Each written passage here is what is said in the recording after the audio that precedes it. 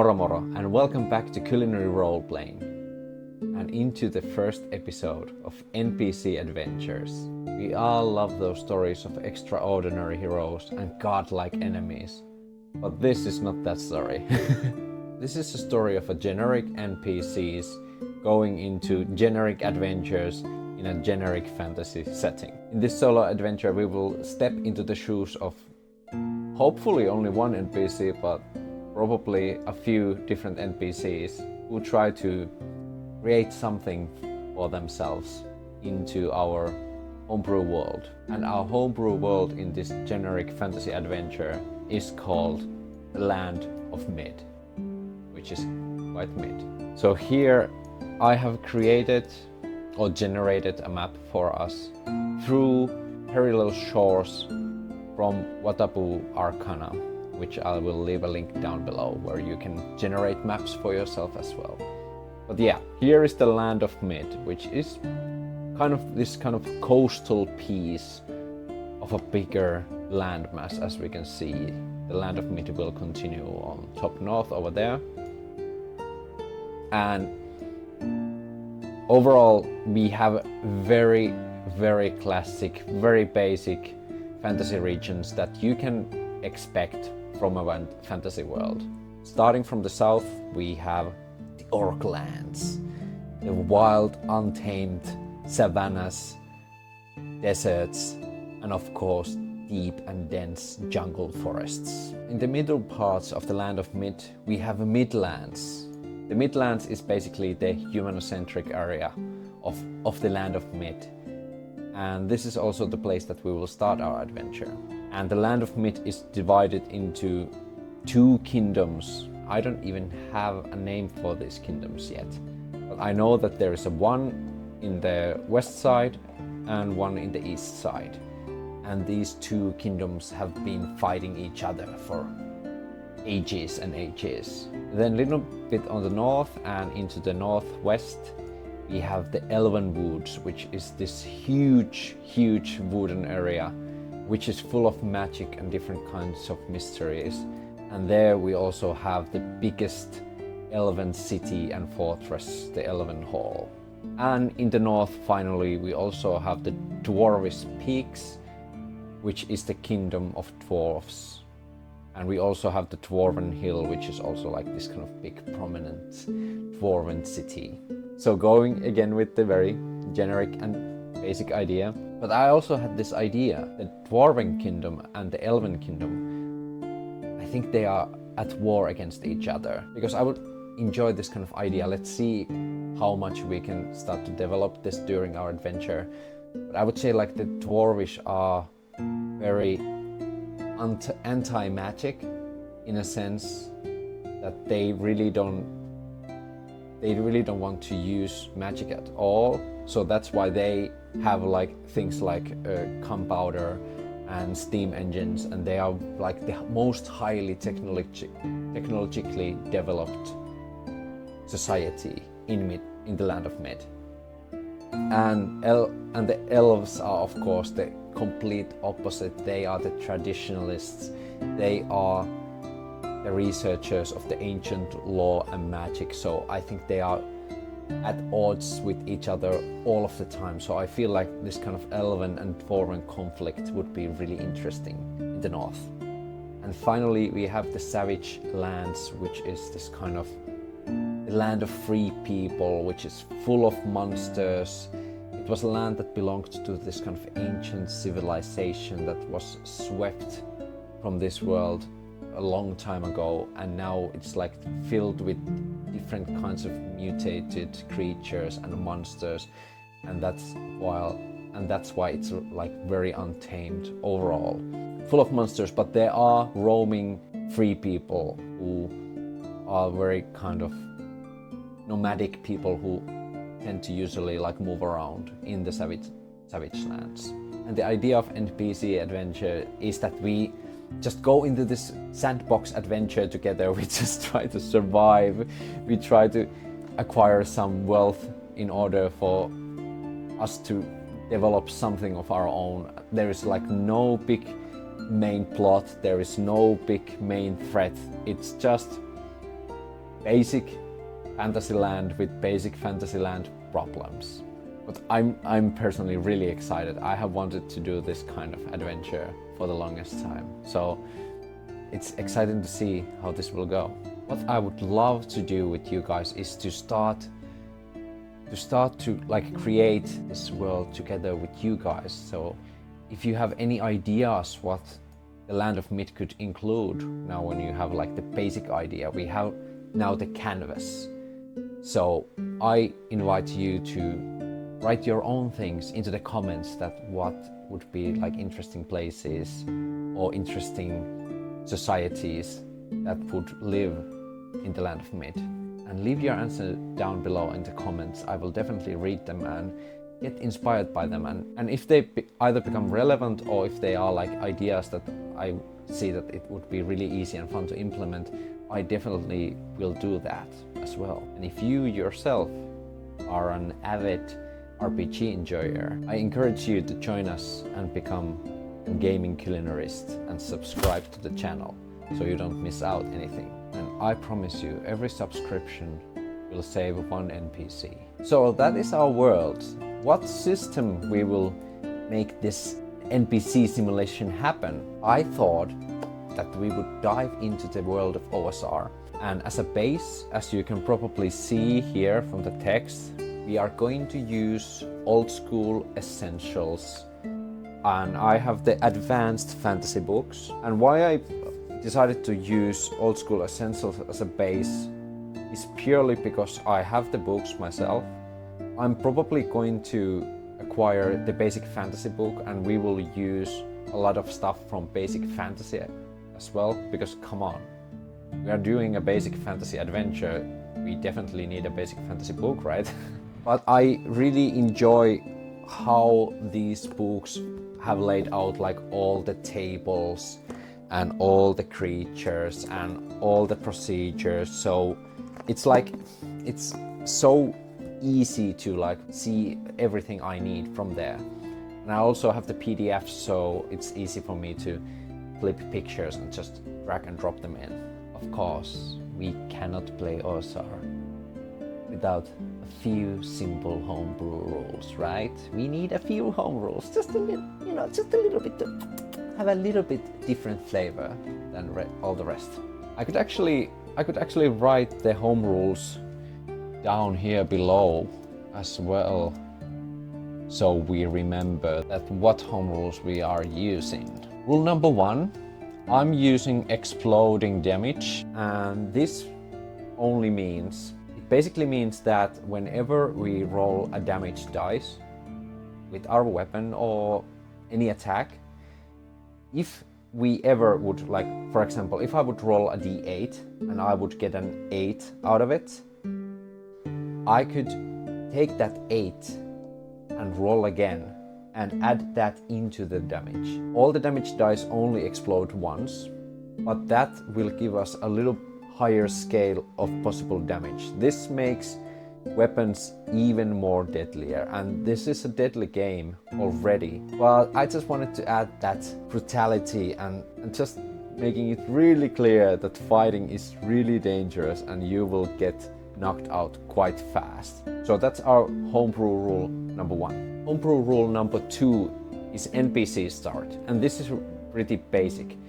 We don't start out with any class. We only start out as a normal human. It basically means that we have our saves determined already.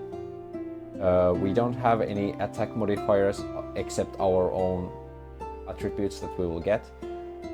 And yeah, that we will start out, and our hit dice is only d4. We must require 500 XP in order for us to get our first class. When that happens, we can see during the adventure that what we have been doing or what direction we have been taken. So then we can have like a better idea of what our class will be. But what I will give us to ease us into the game a little bit, I will give us full hit dice. That means we get full d4 HP plus our constitution modifier. So we have a little bit of like a buffer in the beginning to start the game. And then when we finally get our first level, we can also roll the hit dice. So then we have a little bit more hit points that we would not regularly have at the first level. So it pays to start as a normal NPC a little bit. And then home rule number 4. This is not necessarily a home rule, but this is just a ruling how we deal with XP, because we will probably have an adventure where we might need to do some more non-adventuring stuff at first, because we need to probably work to get some basic equipment, and not only basic equipment, but we definitely need to start out maybe doing some odd jobs and stuff that we could possibly hire some retainers, or possibly find some kind of adventuring group that we can actually start our adventure in. This is how I imagine how we would get our experience. So, defeating monsters, that is one way to get experience. We won't get experience from gold directly, but we can buy training with gold with 1-to-1 correlation, as in 1 gold will give us 1 experience. So we can buy more training when we want to. And finally, quests will give us XP, like completely, like getting this kind of renown within different cities and towns. So that will give us XP equally to the amount of gold or the amount of money that we will receive from completing that quest. And if it's some kind of altruistic quest for some kind of, maybe for some kind of god or church or something like that, then we will just see what we would get out of it, if it would be a money worth quest. Was that all? I think that was all of my homebrew rules. One final rule. I use this rule all of the time. We can change the home rules, but only between sessions. So only before we start a session or after the session. We cannot change the rules during the session. We have to deal with what we have at the moment. And after the session we can maybe think about what would be a good thing to change or something like that.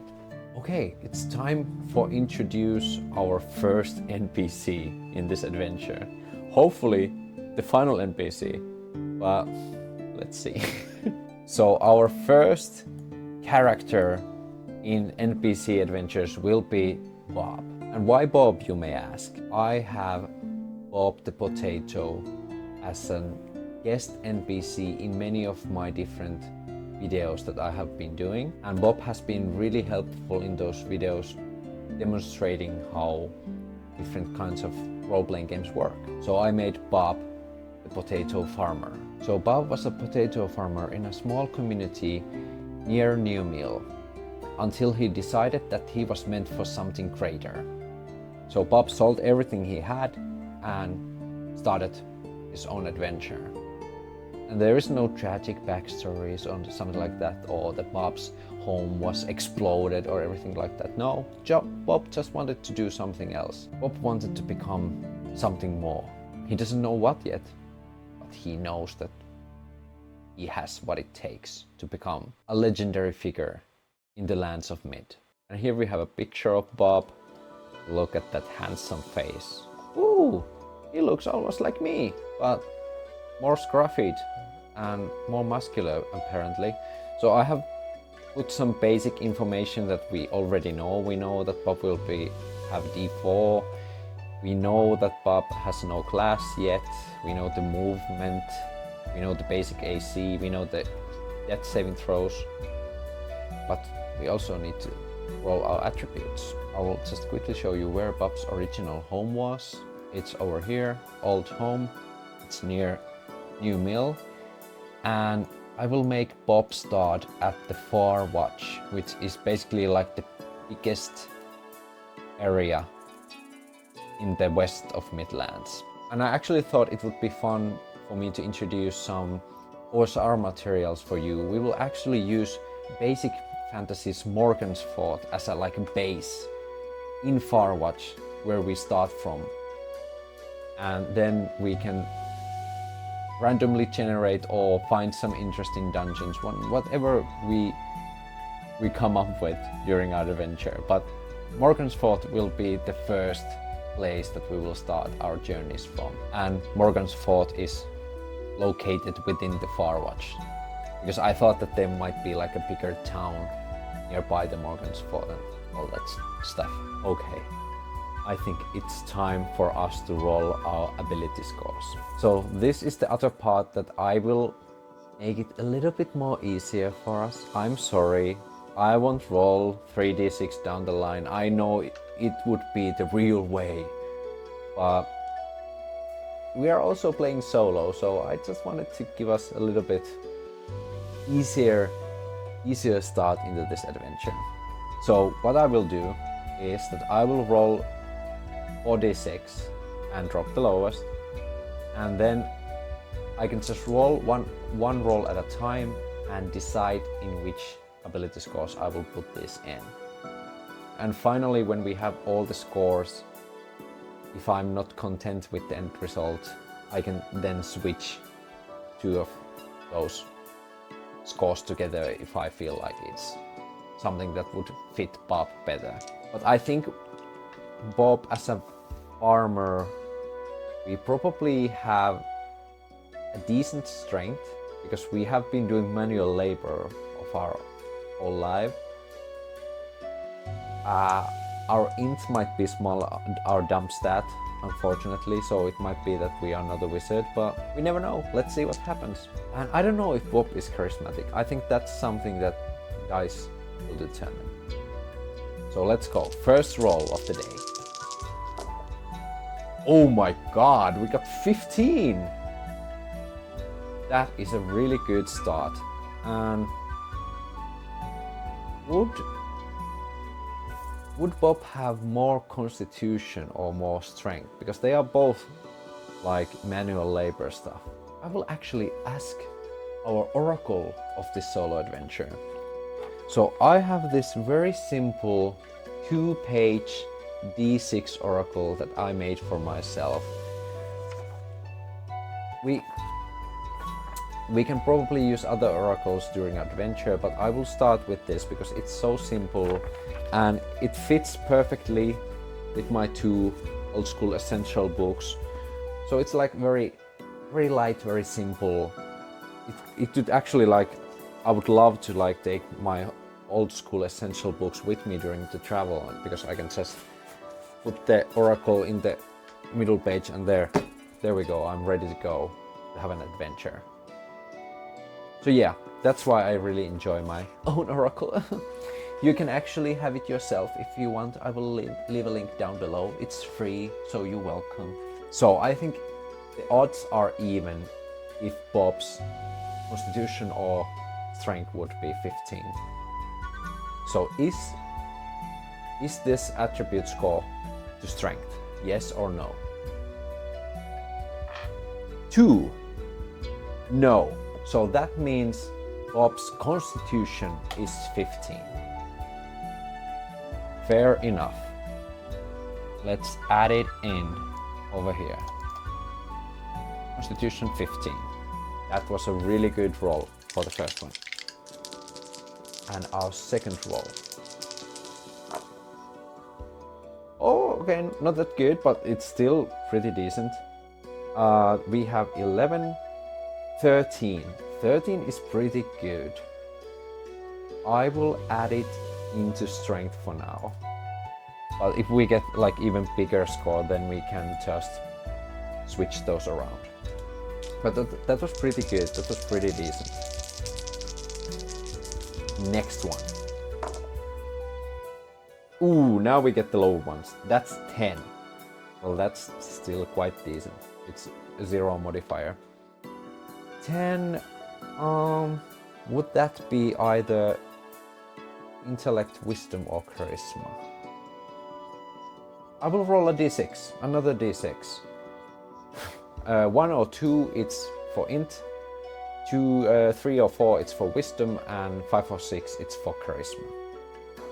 6. So our Bob's charisma is 10.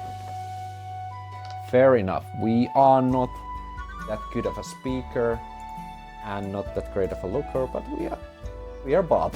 Here we go. Now we get the great roll. Okay, that's 16. And I already know that we are going to put that into our strength.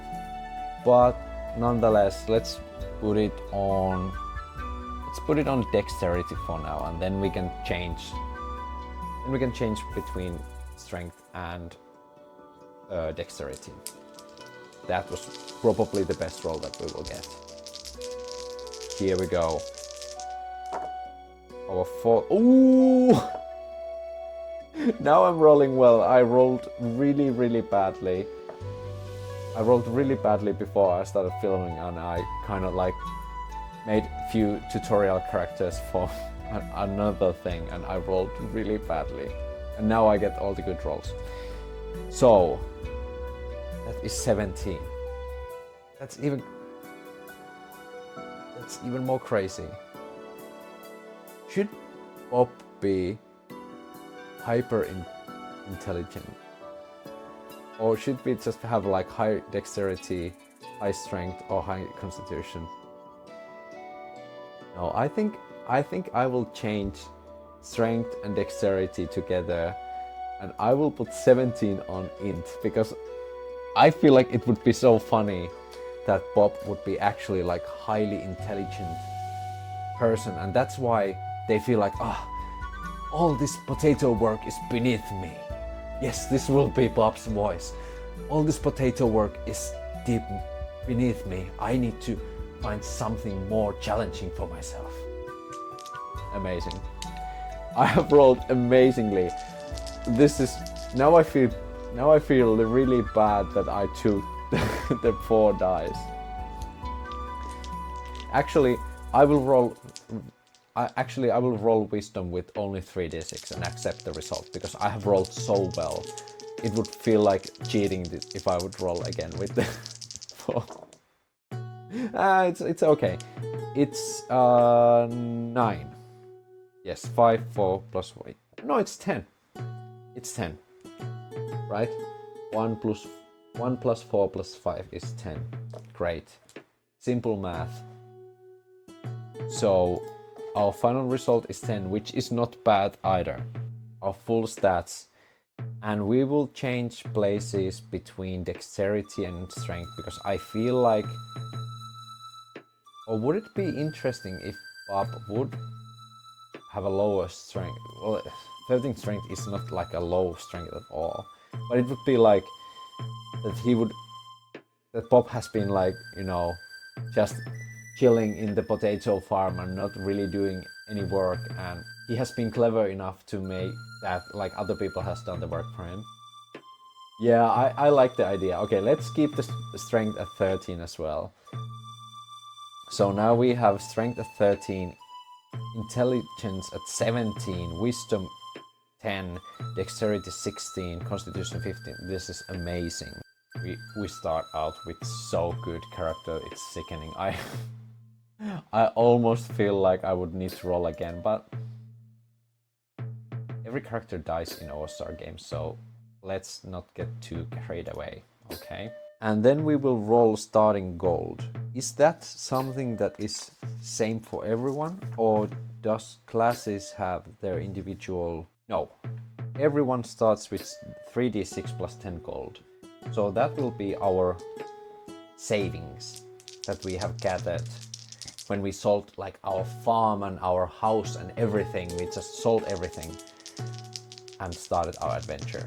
We only have the clothes in our bag, and we probably have like bought a cart ride from our old home into the east Farwatch, I mean.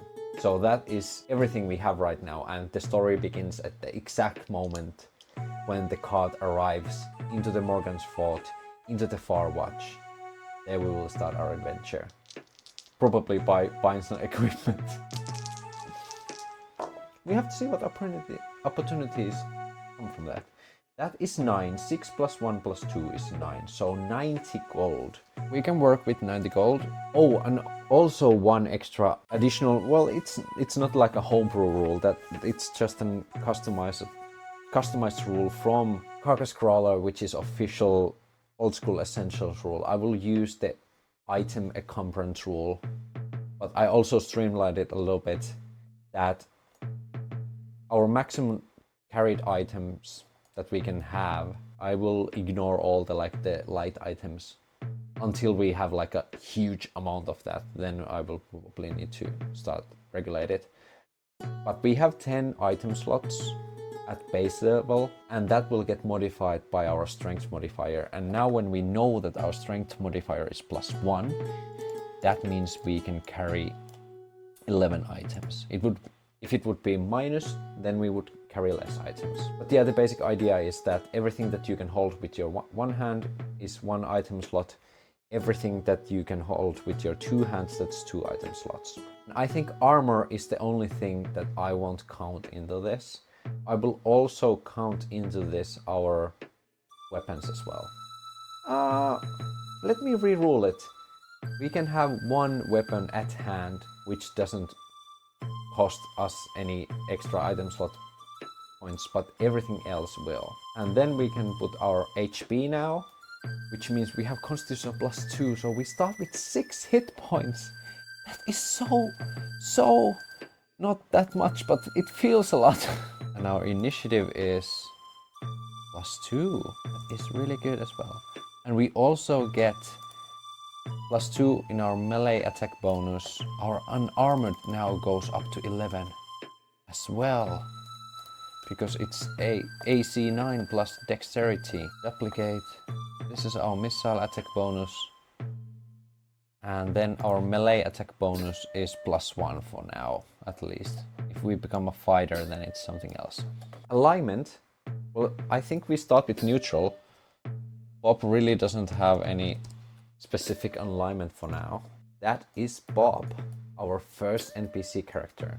I am so excited to go into this adventure with you guys. We will start at the Morgan Fort, probably buying some equipment and thinking about our strategy, what we want to do in our life. Do we take up on a quest, or can we possibly become a torchbearer for some other actual adventuring party and be one of the hirelings in an actual party? We have to see if there are any adventuring parties around.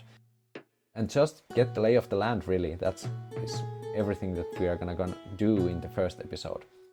Hopefully I see you there. Hopefully this got you excited of the adventure as well. I will see you at the next one. For now, it's moro moro.